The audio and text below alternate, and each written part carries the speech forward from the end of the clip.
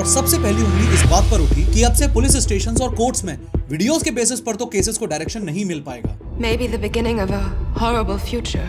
A future where my identity can be stolen just like that. Where I can go to prison for things that I would never do. Imagine my credit score being destroyed, Dad. अगर बात करूं AI scams की, तो scammers deep fakes का इस्तेमाल करके wedding cards, job notifications, bank alerts के नाम पर लोगों के खाते खाली करने में लगे हुए हैं। Mom, I'm in trouble. I need you to send me money, please. I don't want to become a meme, humiliated by everyone at school. लेकिन सिर्फ तब तक ही फन लग रहा है जब तक खुद का एक क्राइम करते हुए का CCTV फुटेज वायरल नहीं हो जाता। And I certainly don't want this.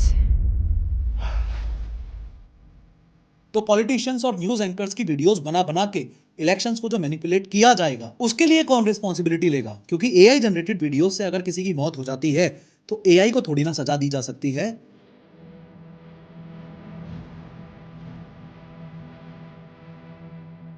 जब OpenAI का एक विशल ब्लोअर इंडियन अमेरिकन 26 साल का लड़का सुचीर बालाजी अपने US अपार्टमेंट में रिसेंटली डेड मिला था। Heartbreaking and mysterious turn of events. 26-year-old Suchir Balaji, a former researcher at OpenAI, was found dead in his San Francisco apartment on November 26th.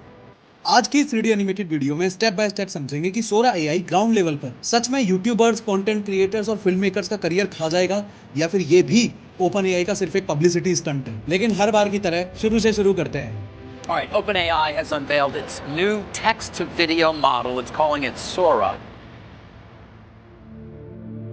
जो भी video आप YouTube, Instagram या किसी और social media platforms पर देखते हो, उस वीडियो के सिर्फ दो मेन पार्ट्स होते हैं। पहला तो ऑडियो, मतलब वो सब कुछ जो आपके कानों में सुनाई दे रहा है, और दूसरा पार्ट है विजुअल्स, यानी कि वो सब कुछ जो आपकी आंखों को दिखाई दे रहा है। ऑडियो के बारे में अभी थोड़ी देर में बात करेंगे, लेकिन उससे पहले ये समझो कि ये जो दूसरी कैटेगरी है विजुअल्स वाली, इसके सिर्फ दो हिस्से होते हैं। पहला है ए रोल। ए रोल यानी कि मेन फोकस वाला सीन, जैसे स्क्रीन पर कैरेक्टर डायलॉग मारता हुआ दिखाई दे, अज्यूम्ड हीरो और विलेन लड़ते हुए दिखाई दे, कोई यूट्यूबर कैमरे से बात करता हुआ दिखाई दे, एक्सेट्रा एक्सेट्रा। और दूसरा है बी रोल। बी रोल यानी कि एक्स्ट्रा फिलर फुटेज या stock footage kind of thing, जो किसी मूवी का कॉन्टेक्स्ट या मूड सेट करने में हेल्प करे, जो लोगों को लोकेशन का अंदाजा दे, जो फुटेज यूट्यूबर्स एक्सप्लेनेशन के टाइम यूज करते हैं। जैसे जस्ट अभी जो आप अपनी स्क्रीन पर दिखाए गए 3D एनिमेशन की मदद से इस पूरे कॉन्सेप्ट को समझ रहे हो, ये बी रोल ही है। लेकिन ये जो अब मैं आपसे कैमरे के सामने खड़ा होकर बात कर रहा हूँ, ये ए रोल है। और ये ए रोल वाला पार्ट तो आर्टिफिशियल इंटेलिजेंस ने कब का खाके चबा के थूक भी दिया। AI इस ए रोल वाले पार्ट को ऑलरेडी सॉल्व कर चुका है। आगे सारे सबूत दिखाऊंगा इस वीडियो में। लेकिन फिलहाल ये समझो कि बी रोल वाले पार्ट को कच्चा चबाने के लिए OpenAI ने लास्ट वीक क्या स्टेप लिया है। OpenAI ने लास्ट वीक करोड़ों लोगों के लिए पब्लिकली पूरी दुनिया में सोरा AI लॉन्च कर दिया है। जिन लोगों को अभी भी नहीं पता, उनको बता दूं कि सोरा AI एक ऐसी आर्टिफिशियल इंटेलिजेंस बेस्ड टेक्नोलॉजी है जिसमें आपको जैसी भी जो भी वीडियोस चाहिए उसके लिए सिर्फ एक टेक्स्ट लिख के डालना पड़ता है, और आपके सामने सिर्फ कुछ सेकंड्स के अंदर ही एज पर योर डिमांड एक पूरी वीडियो निकल के आ जाती है। चलो एक छोटा सा फन गेम हो जाए। ये जो स्क्रीन पर आपको वीडियो दिख रही है, क्या लगता है ये रियल वीडियो है या फिर AI जनरेटेड वीडियो है? टाइम लेके अच्छे से देख लो। ये रियल वीडियो थी। अब इसके बारे में बताओ, ये वाली भी रियल वीडियो है या फिर AI जनरेटेड वीडियो? ये AI जनरेटेड वीडियो थी। अब इसके बारे में क्या ख्याल है? ये वाली भी AI जनरेटेड वीडियो है या फिर ये रियल वीडियो है?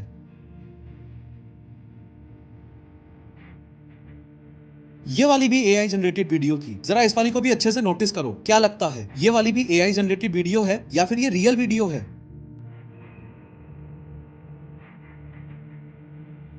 ये रियल वीडियो थी। वन लास्ट टाइम, इस वाली का तो सही आंसर आप दे ही दोगे। इसमें क्या ख्याल है, ये वाली भी रियल वीडियो है या फिर AI जनरेटेड वीडियो है?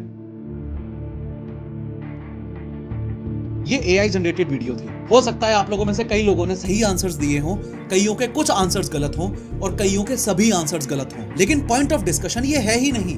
पॉइंट ऑफ डिस्कशन ये है कि सिर्फ एक AI जनरेटेड वीडियो देख के आपको ये सोचने पर मजबूर होना पड़ा कि कहीं ये रियल वीडियो तो नहीं है। असली पॉइंट ऑफ डिस्कशन ये है कि फेक AI जनरेटेड वीडियोस और रियल वीडियोस के बीच का फर्क ऑलमोस्ट जीरो हो चुका है। सिर्फ कुछ दिनों में ही अगली साल 2025 में 10, 11, 12 जनवरी को जो 3 दिनों की AI मास्टर क्लास में करने जा रहा हूं, उसमें मैं आपको ऐसे और भी AI टूल्स यूज करना सिखाऊंगा जिनके फीचर्स देख के आपका दिमाग ही घूम जाएगा। लिंक पिंड कमेंट में है और इस AI मास्टर क्लास के बारे में थोड़ी देर में हम आगे बात करेंगे।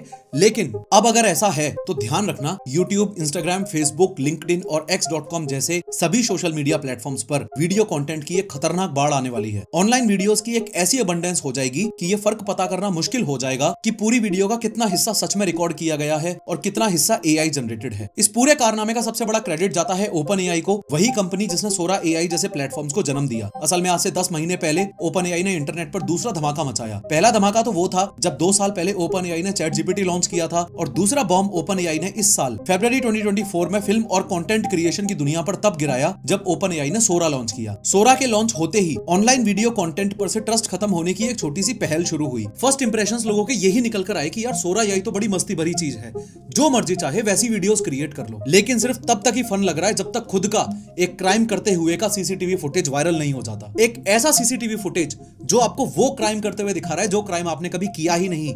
एक ऐसा सीसीटीवी फुटेज जो Sora AI से जनरेट किया गया है। सिर्फ एक इस थॉट के सामने आते ही लोगों का दिमाग घूम गया और सबसे पहली उंगली इस बात पर उठी कि अब से पुलिस स्टेशंस और कोर्ट्स में वीडियोस के बेसिस पर तो केसेस को डायरेक्शन नहीं मिल पाएगा। हम सबको पता है कि आज के टाइम पर कोई भी क्राइम होते ही पुलिस सबसे पहले सीसीटीवी फुटेज छानना शुरू करती है। न जाने कितने ही कोर्ट केसेस रहे होंगे जिनको वीडियोस या सीसीटीवी फुटेज बेस्ड प्रूफ्स के बेसिस पर एक सही डायरेक्शन देने में या केस को सॉल्व करने में मदद मिली होगी। लेकिन अब फरवरी 2024 में Sora AI के आने के बाद आप, मैं या कोई भी घर पे बैठा हुआ इंसान सिर्फ अपने कंप्यूटर की मदद से फेक वीडियोस या सीसीटीवी फुटेजेस जनरेट करके उनको वायरल करके किसी भी केस का रुख मोड़ सकता था। अब कॉमन सेंस की बात है कि इतनी समझ अगर हमारे अंदर है तो OpenAI वालों के अंदर तो रही ही होगी। इसलिए फेब 2024 में इसका सिर्फ डेमो ही लॉन्च किया गया था। बिना इसकी कैपेबिलिटीज को टेस्ट किए पब्लिक के हाथों में इसे सौंप देना बिल्कुल भी सही नहीं था। पर फिर 10 महीने बीत गए और आता है 9 दिसंबर 2024, एक ऐसा दिन जब OpenAI ने फाइनली एक बोल्ड मूव लेते हुए इस खतरनाक Sora AI टूल को करोड़ों लोगों के लिए पब्लिकली लॉन्च कर दिया। फरवरी 2024 में OpenAI ने जो डेमो वर्जन लॉन्च किया था वो Sora था, लेकिन कुछ वीक्स पहले 9 दिसंबर को ही OpenAI ने जो पब्लिक वर्जन लॉन्च किया है वो Sora टर्बो है। यानी कि OpenAI ऐसा क्लेम कर रही है कि इसकी रिलायबिलिटी, फीचर्स और स्पीड काफी ज्यादा है। OpenAI ने ये भी बोला है कि Sora को एक्सेस करने के लिए आपकी एज मिनिमम 18 साल होनी चाहिए। Sora realistic video content generate कर सकता है और OpenAI का मानना है कि इसको सिर्फ एडल्ट्स तक ही लिमिटेड रख के एथिकल, लीगल और सोसाइटल फैक्टर्स को मद्देनजर रखते हुए रिस्पॉन्सिबिलिटी के साथ वीडियोस जनरेट की जाएं। हाँ, अच्छा मानना है। लगता है OpenAI अभी तक हम इंडियंस के कारनामों से वाकिफ नहीं है।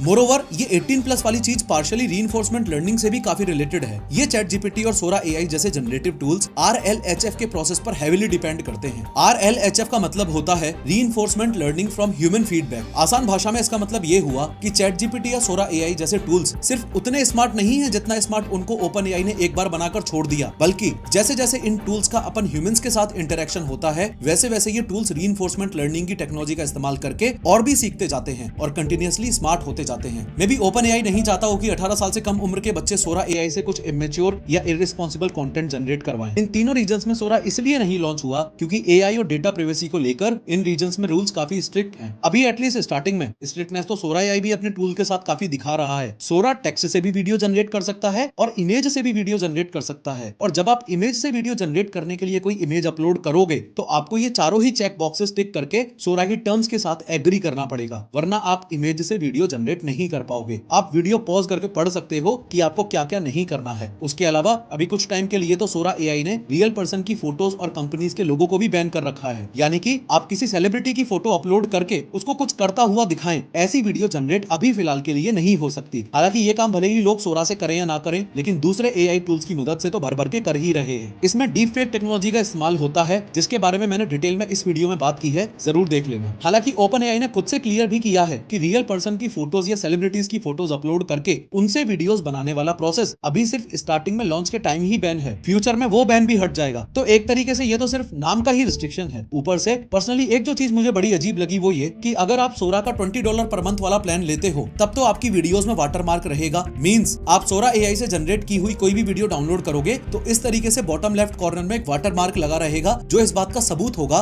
कि ये वीडियो AI जनरेटेड है और ओरिजिनल कंटेंट नहीं। लेकिन अगर आप $200 पर मंथ वाला प्लान लेते हो तो आप AI जनरेटेड वीडियो को बिना वाटरमार्क के डाउनलोड कर सकते हो। अब ये तो हम सबको पता है कि 2025 आ चुका है और टेक्नोलॉजी इनफ एडवांस हो चुकी है कि किसी भी ऑनलाइन टूल का इस्तेमाल करके इमेजेस या वीडियोस पर से वाटरमार्क्स रिमूव किए जा सकते हैं। बट स्टिल खुद का $200 वाला प्लान बेचने के लिए OpenAI की तरफ से AI जनरेटेड वीडियोस को बिना वाटरमार्क के पब्लिक में प्रोवाइड करवा देना मुझे थोड़ा अजीब सा लगा। जैसे जैसे आप सोरा से बनाई गई AI जनरेटेड वीडियोस को और ज्यादा एक्सप्लोर करोगे वैसे वैसे रियलाइज करोगे कि अभी भी सोरा की वीडियोस में बहुत ज्यादा इंप्रूवमेंट होना बाकी है। सबसे ज्यादा प्रॉब्लम आ रही है फिजिक्स की। ऑब्जेक्ट्स और ह्यूमंस का इंटरेक्शन अभी भी ढंग से नहीं हो पा रहा है। जानवर या इंसान के पैरों के मूवमेंट्स में भी अभी काफी इंप्रूवमेंट होना बाकी है और तुरंत पता चल जाता है कि कौन सी वीडियो AI जनरेटेड है और कौन सी नहीं। अब बैड न्यूज ये है कि fake AI versus real world का डिफरेंस सिर्फ वीडियोस के मामले में पता चल पा रहा है। अगर बात करूं AI स्कैम्स की तो स्कैमर्स डीप फेक्स का इस्तेमाल करके wedding cards, job notifications, bank alerts के नाम पर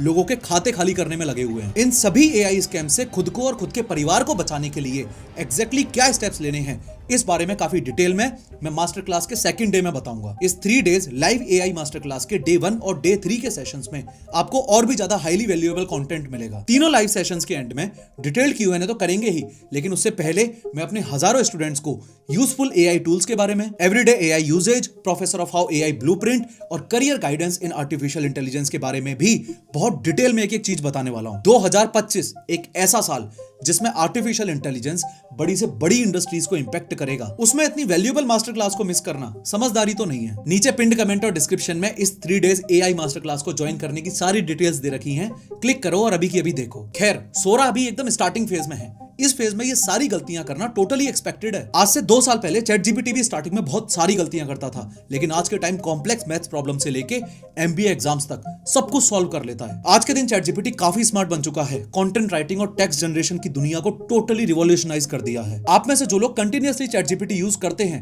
वो मेरी बात से रिलेट कर पा रहे होंगे। ChatGPT ने कंटेंट राइटर्स की नौकरियां नहीं खाई हैं। ये बात बोलना भी बहुत बड़ी बेवकूफी होगी। सिमिलरली रीइंफोर्समेंट लर्निंग और आने वाली अपडेट्स के साथ में सोरा AI के साथ भी यही सेम चीज होगी। भले ही आज के टाइम पे रियल वर्ल्ड के हिसाब से वीडियोस जनरेट ना कर पाता हो, लेकिन एक टाइम ऐसा जरूर आएगा जब फेक वीडियोस और रियल वीडियोस में फर्क पहचानने में हालत खराब हो जाया करेगी। आप में से जो लोग AI को क्लोजली फॉलो करते हैं वो ऑलरेडी समझ पा रहे होंगे कि सैम ऑल्टमैन OpenAI के थ्रू सच में एक बड़ा गेम खेल रहा है। आज की इस डिजिटल एज में कंटेंट कंज्यूमर के पर्सपेक्टिव से देखा जाए तो 4 चीजें मोस्ट इंपोर्टेंट हैं। सबसे पहला है टेक्स्ट जनरेशन। इस सेक्टर को OpenAI ने अपने ChatGPT नामक टूल के थ्रू ऑलरेडी कवर कर दिया है। दूसरा है इमेज जनरेशन। इस सेक्टर को भी OpenAI ने अपने डाली नामक टूल के थ्रू ऑलरेडी कवर कर दिया है। तीसरा है वीडियो जनरेशन। इस सेक्टर का तो अपन देख ही रहे हैं कि इसको भी OpenAI ने सोरा नामक टूल के थ्रू ऑलरेडी कवर कर दिया है। अब बस एक लास्ट और इंपॉर्टेंट जो बचा उसके बारे में मैं बात करूं उससे पहले आप ये वीडियो देख लो।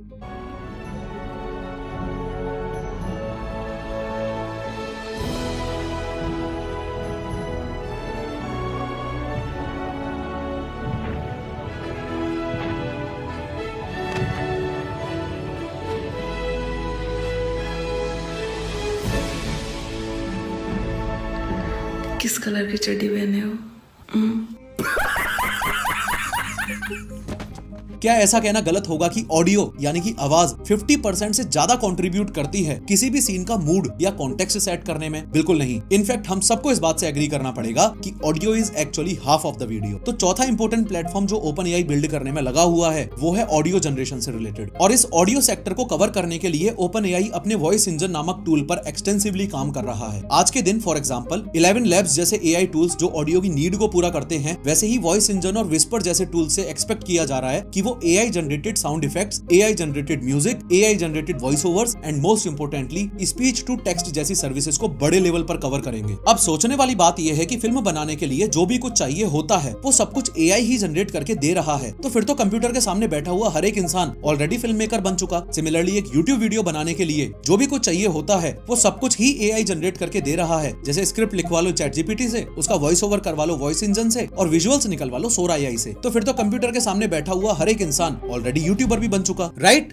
Wrong. This is not how consumer psychology works. अगर आप किसी भी इंस्टाग्राम या फिर यूट्यूब क्रिएटर को फॉलो करते हो तो उसके पीछे सिर्फ एक रीजन होता है, आपका इस क्रिएटर के साथ में कनेक्शन, हर क्रिएटर का कुछ बताने का। अभी तो वही है, किसी ने रात को 3 बजे फोन करके कह दिया कि मन कर रहा है इससे मैं समोसा खा पाती, और आप पूरी कायनात में समोसा ढूंढने निकल गए। कैसे नहीं खाएगी?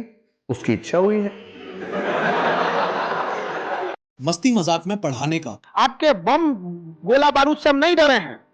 71 में आए थे ना, 2 टुकड़ा करके भेज दिए, दोबारा आइएगा, आप नक्शे से गायब हो जाइएगा। फनी वे में साइंस को समझाने का, अगर इस नींबू को पानी में डालूंगा और ये डूब गया, इसका मतलब इस कमरे में नेगेटिव एनर्जी है, और अगर ये तैर गया तो इस कमरे में पॉजिटिव एनर्जी है। ऐसी बकवास वीडियो से सावधान रहें। किसी कॉम्प्लेक्स टॉपिक को समझाने का। बस एक छोटा सा हेल्दी डिस्कशन कर रहे हैं। डिस्कशन क्या? डिस्कशन ये कि बॉलीवुड वालों के फेसेस और बॉडी में बहुत छोटे समय में ऐसे अनएक्सपेक्टेड बदलाव आ जाते हैं जो नेचुरली साइंस के हिसाब से पॉसिबल है ही नहीं। और आज ये डिस्कशन इसलिए जरूरी है क्योंकि इंस्टाग्राम की फेक दुनिया की वजह से हर दूसरा नौजवान अपने थोपड़े को ओवर एनालाइज कर रहा है किसी जोक को डिलीवर करने का। एक गरीब बच्चा है मेरे पास, ठीक है, जैसे मैंने उसको 2000 रुपए का नोट दिया ना, उसके 10-15 दोस्त बच्चे आए, भागे, उसको हाथ पकड़ा, उसको खींच रहे, उससे लड़ाई हो गई वहां पे। एक बच्चा प्लेटफॉर्म से नीचे गिर गया, पटरियों पे एक ट्रेन आके उसको कुचल के चली गई। जो 2000 रुपए मेरे वसूल हुए ना यार। किसी कैरेक्टर का रोल प्ले करने का। क्लास शुरू नहीं आ रहे हैं 2 मिनट में। तू कहा था? रात भर साक्षी से बात कर रहा था, फिर हम लूडो खेलने लगे। तेरा भाई चैंपियन हो गया लूडो, क्योंकि तू काटने में नंबर 1 है बेटा। अपना खुद का एक स्टाइल होता है, एक स्पेशल ओरिजिनलिटी होती है, एक स्पेशल टोन होती है, एक पर्सनलाइज्ड हैंड मूवमेंट्स होते हैं। ये कुछ खास चीजें होती हैं जिनकी वजह से एक इंसान ही इंसान से कनेक्ट कर पाता है। इस वाली वीडियो की स्टार्टिंग में मैंने आपको ए रोल्स और बी रोल्स के बारे में बताया था। उसमें ए रोल्स के सबसे बेस्ट एग्जांपल्स यही हैं जो जस्ट अभी मैंने आपको बताए। तो ए रोल किसी भी एक ऑनलाइन वीडियो का बहुत इंपॉर्टेंट हिस्सा होता है जिसकी मदद से कोई भी एक्टर या क्रिएटर की ऑडियंस उससे कनेक्ट कर पाती है। प्रॉब्लम यह है कि आर्टिफिशियल इंटेलिजेंस इस क्रिएटर व्यूअर के कनेक्शन का समाधान भी बहुत बड़े लेवल पर निकाल रहा है। अब ओपन एआई के लेटेस्ट सोरा टूल ने बी रोल्स का काम तमाम कर दिया था, वहां तक तो ठीक था, लेकिन सरप्राइजिंगली आर्टिफिशियल इंटेलिजेंस का सबसे शॉकिंग पार्ट ही ये है कि ये ए रोल वाला पार्ट भी एआई ने कब का ऑलरेडी सॉल्व कर दिया है। ना जाने मेरे कितने ही फ्रेंड यूट्यूबर्स हैं जो कई महीनों से कैमरे के सामने नहीं आए, लेकिन फिर भी लगातार उनकी वीडियोस पब्लिश हो रही हैं। असल में एक हेजन नाम का टूल है जिसकी मदद से कंटेंट क्रिएटर्स ये सब कर पा रहे हैं। हेजन एक AI powered video generation tool है जिसकी मदद से सिर्फ टेक्स्ट डाल के रियलिस्टिक वीडियोस क्रिएट की जा रही हैं। ऐसी रियलिस्टिक वीडियोस जिनमें ह्यूमन लाइक एवेटार्स होते हैं। जैसे मुझे अपनी अगर ए रोल वीडियोस हेजन से बनवानी है तो मेरी टॉकिंग हेड स्टाइल में वीडियो जनरेट करने के लिए इनपुट के नाम पर अपनी 4 मिनट लंबी नेचुरली बोलते हुए की वीडियो अपलोड करूंगा और उसे हेजन में फीड कर दूंगा। हेजन उस डेटा पर खुद को ट्रेन करेगा, मेरे facial expressions, voice, gestures, hand movements और स्पीकिंग स्टाइल को समझेगा और फाइनली फ्यूचर में मेरी ए रोल फुटेजेस यानी कि टॉकिंग हेड वीडियोस मुझे मेरी डिमांड के हिसाब से जनरेट कर करके देता रहेगा। ये पर्सनलाइज्ड एआई एवेटार आज के टाइम पर इतना परफेक्ट हो चुका है कि शॉर्ट्स और रील्स वीडियोस में अब पहचानना काफी मुश्किल हो गया है कि जिन क्रिएटर्स की टॉकिंग हेड वीडियोस आप देख रहे हो वो ओरिजिनल हैं भी या नहीं। सोरा एआई के पब्लिक लॉन्च से आर्टिफिशियल इंटेलिजेंस के सेक्टर में ओपन एआई को जेन्युइनली बहुत बड़ा पुश मिला है, but at the same time इतने एडवांस्ड एआई जनरेटिव मॉडल्स ने डेटा एक्सपर्ट्स को चिंताजनक स्थिति में डाल दिया है। सबसे बड़ी आवाज ओपन एआई के खिलाफ इस बात को लेकर उठ रही है कि चलो वीडियोस तो सोरा एआई अपनी तरफ से बना देगा, लेकिन उन वीडियोस के लिए जिम्मेदार कौन होगा? अगर किसी एक particular fake AI generated videos की वजह से 2 कम्युनिटीज के बीच में दंगे भड़क गए और अगर कई लोगों की मौत हो गई तो इस सब की जिम्मेदारी कौन लेगा? क्या ओपन एआई कंपनी इस बात की रिस्पॉन्सिबिलिटी लेगी? फ्यूचर में अगर सोरा एआई में रियल पर्सन की फोटोज यूज करके वीडियोस जनरेट करने वाला ऑप्शन चालू हो गया तो पॉलिटिशियंस और न्यूज एंकर्स की वीडियोस बना के इलेक्शंस को जो मैनिपुलेट किया जाएगा उसके लिए कौन रिस्पॉन्सिबिलिटी लेगा? क्योंकि एआई जनरेटेड वीडियोस से अगर किसी की मौत हो जाती है तो एआई को थोड़ी ना सजा दी जा सकती है। ये रिस्पॉन्सिबिलिटी वाला कंसर्न काफी हद तक प्रिवेसी इश्यूज से भी कनेक्टेड है। लोगों को इस बात से भी प्रॉब्लम है कि ओपन एआई ने अपना प्रोडक्ट यानी कि सोरा तो लॉन्च कर दिया लेकिन उसका टेक्निकल पेपर अभी तक पब्लिक नहीं किया है। Open AI is not very open about the fact कि उसने किन स्पेसिफिक डेटा सेट्स को सोरा की ट्रेनिंग के लिए यूज किया है, यानी कि किन वीडियोस के ऊपर सोरा एआई को ट्रेन किया गया है। सोसाइटी के लिए जो वीडियोस हार्मफुल कंसिडर की जाती हैं, कहीं वो वीडियोस भी तो यूज नहीं कर ली। इन शॉर्ट, क्या पता सोरा के पास कुछ इस प्रकार का डेटा है जो कभी पब्लिक नहीं होना चाहिए था, वो तो उस पर भी ट्रेन हो गया होगा। ये सब कुछ पब्लिक में आके बताएगा कौन? MKBHD ने एक ऐसा एग्जांपल दिया भी था। उसने एक प्रॉम्प्ट डाला, a tech reviewer talking about a smartphone while sitting at a desk in front of 2 displays. इस प्रॉम्प्ट की वजह से आपकी स्क्रीन पर ये जो वीडियो आपको दिख रही है ये सोरा एआई ने जनरेट करके दे दी। सोरा ने बिना मांगे ही टेबल पर ये फेक एआई जनरेटेड गमला भी रख दिया। अब MKBHD को सरप्राइज इस बात से मिला कि ये एग्जैक्ट वो गमला है जो MKBHD खुद अपनी वीडियोस में भी यूज करता है। तो अब उसे ये है कि यार ये ओपन एआई वालों ने सोरा एआई को मेरी YouTube वीडियोस के डेटा पर भी ट्रेन कर दिया क्या? These are AI generated videos that have to come from some source material. Are my videos in that source material? Is this exact plant part of the source material? Is it just a coincidence?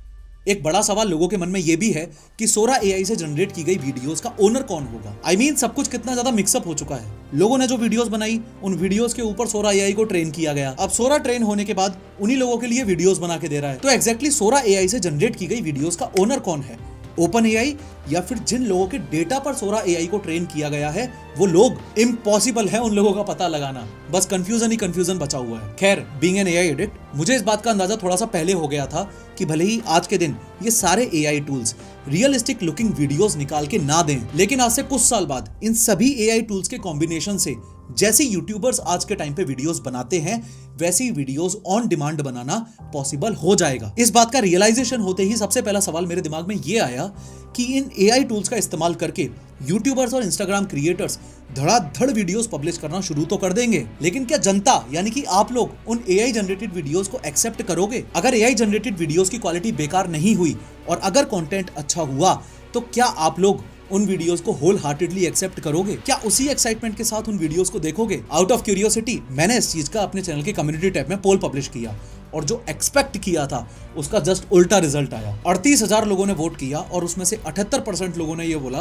कि उन्हें फर्क ही नहीं पड़ता कि video AI generated हो या ना हो, बस वीडियो हाई क्वालिटी होनी चाहिए। अब ऑब्वियस ही बात है कि ये छोटा सा पोल ये डिसाइड नहीं करता कि जो आप लोग इस वीडियो को देख रहे हो उनका इस मामले में क्या ओपिनियन है। हो सकता है आप लोगों का मानना एकदम अपोजिट हो, बिल्कुल समझ आता है, लेकिन इस पोल के रिजल्ट देखने के बाद एक बार के लिए मैं तो हिल गया था। कई लोगों ने ओपन एआई पर यह इल्जाम भी लगाया है कि सैम ऑल्टमैन एनर्जी कंजम्पशन को लेकर काफी चुप है। सोरा एआई चैट जीपीटी के बराबर ही क्लाइमेट को इंपैक्ट कर रहा है या फिर उससे ज्यादा असर डाल रहा है, इस मामले में ओपन एआई ने अभी तक कुछ भी पब्लिकली नहीं बोला है। और सिर्फ ओपन एआई ही नहीं, सभी एआई कंपनीज के फाउंडर्स के कलेक्टिवली आपको हजारों इंटरव्यूज मिल जाएंगे, लेकिन हार्डली आपको कोई भी फाउंडर खुल के एनर्जी कंजम्पशन के बारे में बात करता हुआ दिखाई देगा। पता नहीं क्यों, पर मुझे बहुत ज्यादा इस प्रकार के कॉन्वर्सेशंस नहीं मिले जिसमें एआई की वजह से क्लाइमेट चेंज और अर्थ पर होने वाले बड़े लेवल के इंपैक्ट की बात हो रही हो। इस बात में कोई दोराई नहीं है कि चैट जीपीटी जैसे एलएलएम्स को ऑपरेट करने के लिए बहुत सारे जीपीयूज या फिर आसान भाषा में बोलूं तो कंप्यूटर्स की नीड होती है, और वो कंप्यूटर्स बहुत ज्यादा एनर्जी कंज्यूम करते हैं। वो एनर्जी जो मोस्टली इलेक्ट्रिसिटी से आती है, और वो इलेक्ट्रिसिटी जो दुनिया के काफी हिस्सों में फॉसिल फ्यूल्स को बर्न करके बनाई जाती है। इन फॉसिल फ्यूल्स के बर्न होने से एनवायरनमेंट में काफी ज्यादा कार्बन डाइऑक्साइड ऐड हो रही है, और इस बात से तो हम सब वाकिफ हैं ही कि CO2 क्लाइमेट चेंज को और ज्यादा बद से बदतर बना रही है। सिर्फ इतना ही नहीं, ये बड़ी बड़ी बिल्डिंग्स जिनके अंदर आर्टिफिशियल इंटेलिजेंस को ऑपरेट करने वाले ये कंप्यूटर्स रखे जाते हैं, यानी कि ये डेटा सेंटर्स ऑपरेट करते वक्त बहुत ज्यादा गर्म हो जाते हैं, तो इन डेटा सेंटर्स को ओवर हीटिंग से रोकने के लिए कूलिंग सिस्टम्स चाहिए होते हैं। ऐसे कूलिंग सिस्टम जिनमें बहुत सारा पानी यूज होता है। एक रिसर्च के अकॉर्डिंग अगर मैं चैट जीपीटी से एक बार कोई क्वेश्चन पूछ के लॉन्ग डिटेल्ड आंसर मांगता हूँ तो ये इतना एक बोतल भर पानी पी जाता है। इस रिसर्च के according huge amount of clean fresh water directly evaporate होता है चैट जीपीटी और सोरा एआई जैसे जेन एआई मॉडल्स को ट्रेन करते वक्त। समझ रहे हो, उतना पानी जितना 370 BMW कार्स या फिर 320 टेस्ला इलेक्ट्रिक व्हीकल्स को बनाने में यूज होता है। प्लेनेट तो सबका है ना,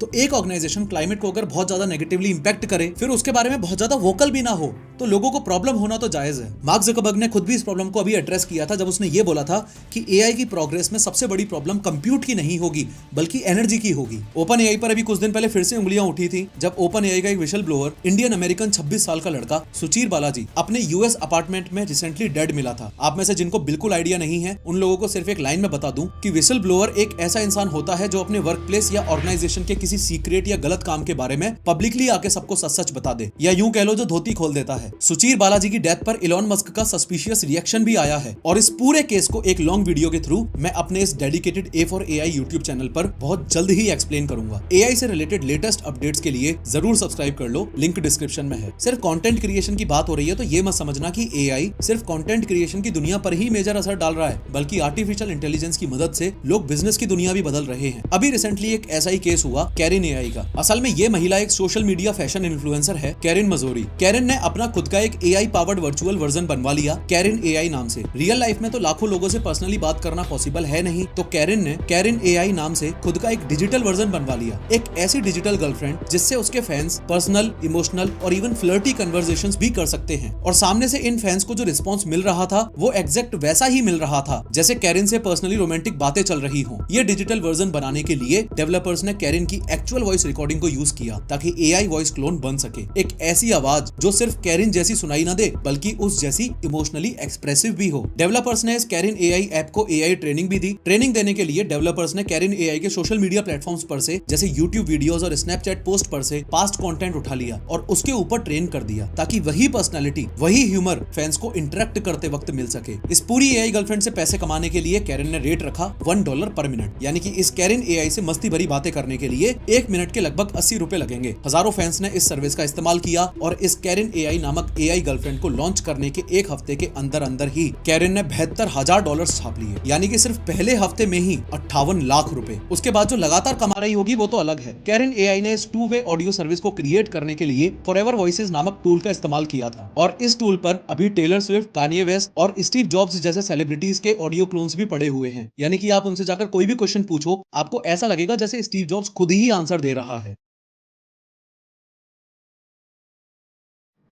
Hello, welcome to Forever Voices.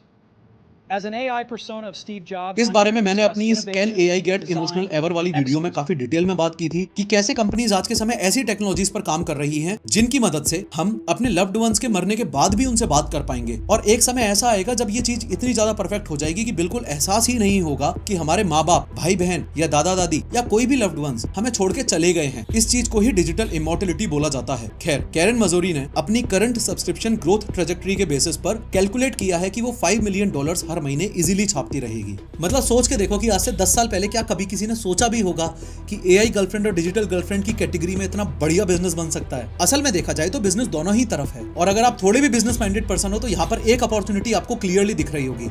नहीं दिखी? मैं बताता हूँ। इतना तो समझ आ गया ना कि आगे आने वाले समय में सोरा एआई की वजह से स्पेशली वर्टिकल वीडियो फॉर्मेट्स यानी कि यूट्यूब के शॉर्ट्स और इंस्टाग्राम की रील्स पर यानी कि आपकी फीड में एआई जनरेटेड वीडियोस का भारी स्पैम होने वाला है। तो सोच के देखो कितनी बड़ी बिजनेस अपॉर्चुनिटी है एक ऐसा एआई क्रिएट करना जो एआई जनरेटेड इमेजेस और वीडियोस को पहचान सके और आपकी फीड में उनको फिल्टर करके एकदम अलग कर सके ताकि आप कंटेंट कंज्यूम करते वक्त इजीली चूज कर सको कि आपको सिर्फ ह्यूमन जनरेटेड कंटेंट ही चूज करना है या फिर आपको एआई जनरेटेड कंटेंट का मिक्सचर भी चलेगा। पिछले साल यूरोपियन यूनियन का ये जो एआई एक्ट चर्चा में रहा उसमें इस डिजिटल वाटरमार्क की डिमांड भी रखी गई थी। सिंपली डिजिटल वाटरमार्क एक ऐसा हिडन टैग या मार्कर होगा जो वीडियोस, इमेजेस या टेक्स्ट जैसे कंटेंट को आइडेंटिफाई करने में हेल्प करेगा कि वो कंटेंट एआई जनरेटेड है कि नहीं। ये मार्कर्स कंटेंट के मेटा डेटा में ऐड किए जाएंगे जिससे कि नॉर्मल आदमी को नेकेड आईज से तो दिखाई नहीं देंगे लेकिन बहुत प्रॉपर टूल्स का इस्तेमाल करके डिटेक्ट किए जा सकते हैं। अब इस डिजिटल वाटरमार्क को लेकर इस बात पर बहुत ज्यादा डिबेट हो रहा है कि वो वाटरमार्क रिलायबल होगा कि नहीं होगा या फिर फ्यूचर में ऐसी टेक्नोलॉजीज भी आ जाएंगी जो उस वाटरमार्क को ही मैनिपुलेट कर देंगी एक्सेट्रा एक्सेट्रा। ये डिबेट है तो काफी इंपॉर्टेंट लेकिन इस वीडियो में अपन उसका जिक्र नहीं करेंगे। जिक्र तो इस वक्त अपने देश में इस बात का होना चाहिए कि इंडियन एजुकेशन सिस्टम एआई के मामले में कछुए की चाल क्यों चल रहा है। हम सबको पता है कि आर्टिफिशियल इंटेलिजेंस के मामले में टेक्नोलॉजिकल एडवांसमेंट इतनी स्पीड से होगा जो हमने कभी सपने में भी नहीं सोचा। ये हाई टाइम है कि स्कूल और कॉलेजेस के करिकुलम में जल्दी जल्दी बदलाव किए जाएं और आर्टिफिशियल इंटेलिजेंस का हैवी इंप्लीमेंटेशन हो। इस बात से क्या फर्क पड़ता है कि आप एआई को चूज करो या मत करो, एआई तो आपको चूज करेगा ही करेगा। सुंदर पिचाई ने 2018 में ही ये बात बोल दी थी कि एआई की इंपोर्टेंस इलेक्ट्रिसिटी या फायर से भी ज्यादा है। AI is one of the most important things humanity is working on. It's more profound than, I don't know, electricity or fire. And जैसे भले ही आप स्टूडेंट हो, डॉक्टर हो, इंजीनियर हो, ड्राइवर हो, कुक हो, मैकेनिक हो, हाउसवाइफ हो, कुछ भी हो, लेकिन आपकी मर्जी हो या ना हो, इलेक्ट्रिसिटी से हम सबकी जिंदगी में फर्क पड़ता ही है। वैसे ही बहुत जल्द हमारी मर्जी हो या ना हो, हम सबकी लाइफ में एआई के आने से फर्क पड़ेगा ही पड़ेगा। खैर, आगे आने वाले 5 सालों के लिए मैं तो फुल ऑन एक्साइटेड हूँ। रीजन ये है कि चीजें काफी तेजी से बदलेंगी और असल मायने में बहुत कम लोगों को अंदाजा है इस बात का कि एआई जेन्युइनली क्या क्या इंपैक्ट डालने वाला है। सोरा का ही एग्जांपल ले लो। आज के दिन 100% राइट प्रेडिक्शन करना पॉसिबल नहीं है कि इतनी बड़ी थिएटर स्क्रीन पर हीरो जो डायलॉग मारा करेगा उसका क्लोजअप शॉट सोरा की मदद से एकदम असली निकल के आ पाएगा कि नहीं। क्या कुछ ग्लिचेस रह जाएंगे? क्या हॉलीवुड, बॉलीवुड और पूरी फिल्म इंडस्ट्री सोरा के सिर्फ बी रोल्स को ही यूज करेगी या फिर ए रोल्स के लिए भी वीडियो जनरेशन मॉडल्स को यूज करेगी? बैंकिंग जॉब्स का क्या होगा? सीए जॉब्स का क्या होगा? ऐसी जॉब्स जहां काफी हद तक चीजें रिपीटेटिव हैं उनका क्या होगा? क्या यूट्यूब और इंस्टाग्राम ऐसे फिल्टर्स लगाएंगे जिनसे एआई कंटेंट की फीड और ओरिजिनल कंटेंट की फीड एकदम अलग हो जाएगी। सस्पेंस ही सस्पेंस बना हुआ है और आने वाले 5 सालों में बढ़िया मजा आने वाला है। कुछ लोग तो इस हद तक चीजें इमेजिन कर रहे हैं कि उनके लिए बस एक आखिरी पॉजिटिव होप ये रह गई है कि फेक एआई जनरेटेड कंटेंट की वजह से ऑनलाइन मौजूद किसी भी चीज पर ट्रस्ट करना ऑलमोस्ट इम्पॉसिबल हो जाए, ताकि लोग वापस वैसी जिंदगी जी सकें जैसी आज से 30 साल पहले जीते थे। एक ऐसी जिंदगी जहां पर लोग रियल लाइफ के बारे में, अपने लोगों के बारे में, अपने रिलेशनशिप्स के बारे में जेन्युइनली केयर करने लग जाएं। क्योंकि आप खुद देख लो ना, एक टाइम था जब हाई क्वालिटी कंटेंट बनाना काफी डिफिकल्ट था, इसलिए वैल्यूएबल कंटेंट की स्कैरसिटी थी। स्कैरसिटी थी इसलिए ही तो वैल्यू थी। लेकिन अब अगर जिसकी जितनी मर्जी होगी वो उतनी वीडियोस बना पाएगा, तो लोग मल्टीपल यूट्यूब अकाउंट्स और इंस्टाग्राम अकाउंट्स बना लेंगे और उसमें अनलिमिटेड वीडियोस फैलते जाएंगे। इस बात से भी मैं टोटली एग्री करता हूं कि जो रिसर्च बेस्ड पॉसिबल प्रेडिक्शंस मैंने इस वीडियो में किए हैं वो आपको अभी स्टार्टिंग में सुनने में थोड़े से इम्पॉसिबल लग रहे होंगे, and I totally respect that. Starting में मुझे भी ये सब डाइजेस्ट करने में बहुत टाइम लगा था, बट चाहे जॉब लॉस का फंडा हो, क्लाइमेट चेंज और अर्थ पर नेगेटिव असर डालने का फंडा हो, AI इज इनएविटेबल। आप एक कंपनी को रोकोगे, इतने में दूसरी कंपनी AI टूल्स बना लेगी। आप एक देश को रोकोगे, इतने में दूसरा देश बना लेगा। इससे बेस्ट यही है कि हम खुद ही इस आने वाले चेंज के लिए रेडी हो जाएं, and we all must focus on learning how to learn. ये भी तो है कि ये जो इतनी लंबी वीडियो जस्ट अभी आपने देखी, इसमें से कितना पार्ट AI जनरेटेड था और कितना पार्ट रियल था, हु नोज।